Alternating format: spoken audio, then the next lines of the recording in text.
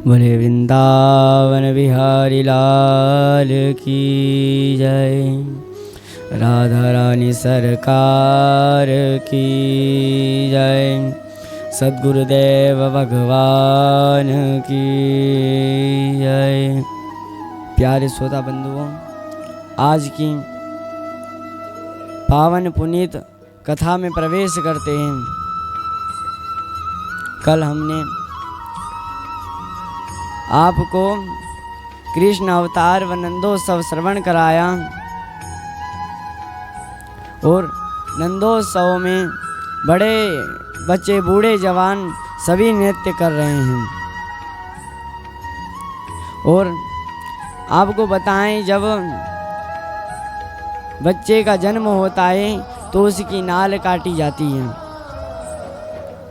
आज यशोदा मैया की 75 वर्ष की आयु है और नंद बाबा की 80 वर्ष की है, तो नाल काटने वाले की आयु तो 150 वर्ष की होगी ही। आज दाई ने नंद महल में प्रवेश किया और आज यशोदा मैया कह रही है, दाई आज मेरे पुत्र की नाल काटनी है। तो दाई ने कहा, अरे यशोदा, मैं नाल तो जब काटूंगी तब मुझे मुँह मांगी कीमत मिलेगी, मुँह मांगी रकम मिलेगी। तो आज यशोदा मैया ने कहा, अरे तुमको क्या चाहिए बताओ।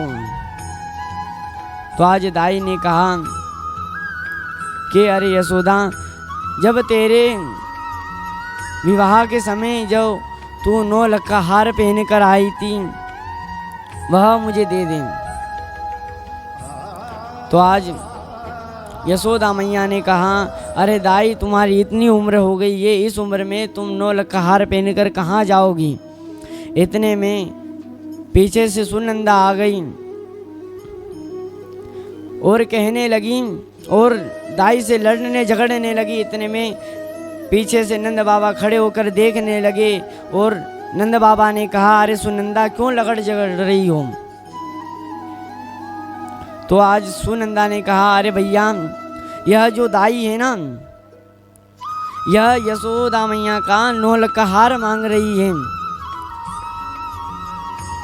और नंद बाबा ने कहा, अरे सुनंदा, हमारे ये कैसे दिन आगे का, आज लोग हमसे लड़ झगड़ कर मांग रहे हैं। और आज नंद बाबा की आंखों से आंसू आ गए और नंद बाबा ने कहा कि तुम यशोदा यह हार दाई को दे दो।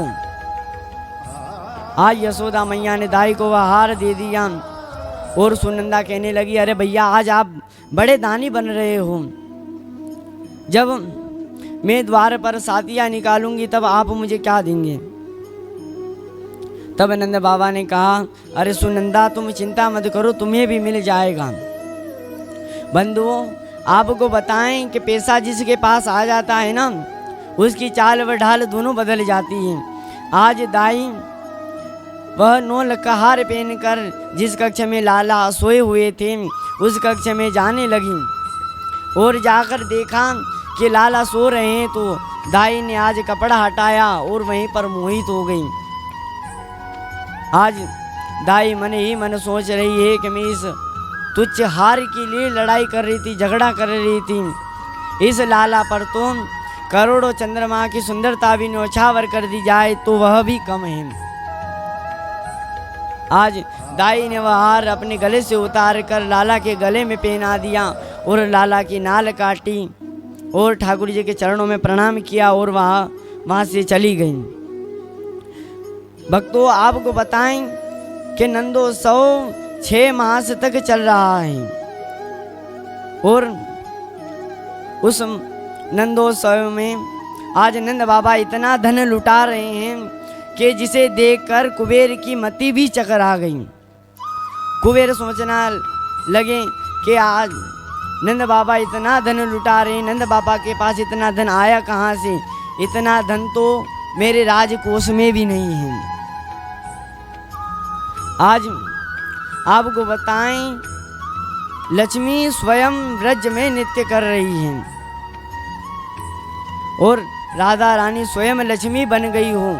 आज राधा रानी ने सोचा कि मेरे स्वामी इस धराधाम पर व्रज में अवतार लिया है और मेरे ससुर जी नंद बाबा धन लुटाएंगे, कहीं धन की कमी नहीं हो जाए, इसलिए आज माता ने राधा का जन्म लिया है, अवतार लिया है।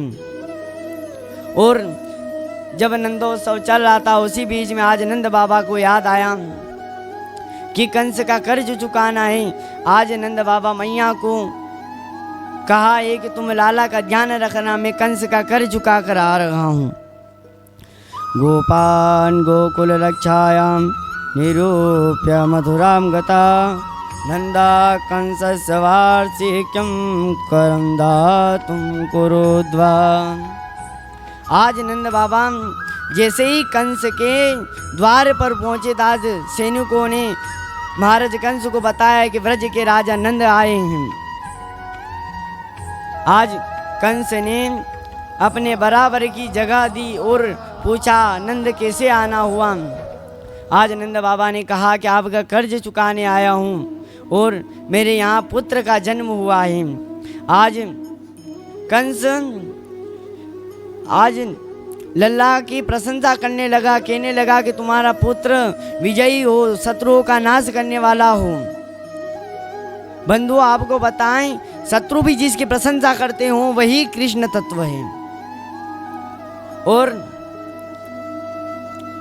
आज नंद बाबा वसुदेव जी के पास गए और वसुदेव जी ने उन्हें प्रणाम किया और नंद बाबा ने उन्हें उठाकर गले लगा लिया और उनसे पूछा कि देवकी कहाँ है। तो आज वसुदेव जी नंद बाबा को देवकी के पास ले गए और देवकी और वसुदेव को सांत्वना देने लगे। और नंद बाबा कह रहे हैं कि प्रारब्ध में जो लिखा होता है वही होता है। प्रारब्ध पहले बना पीछे बना शरीर, तुलसी चिंता क्यों करे पहले वजो रघुवीर। आज की वाणी को यही विराम और व्यासपीठ से सबको राधे श्याम।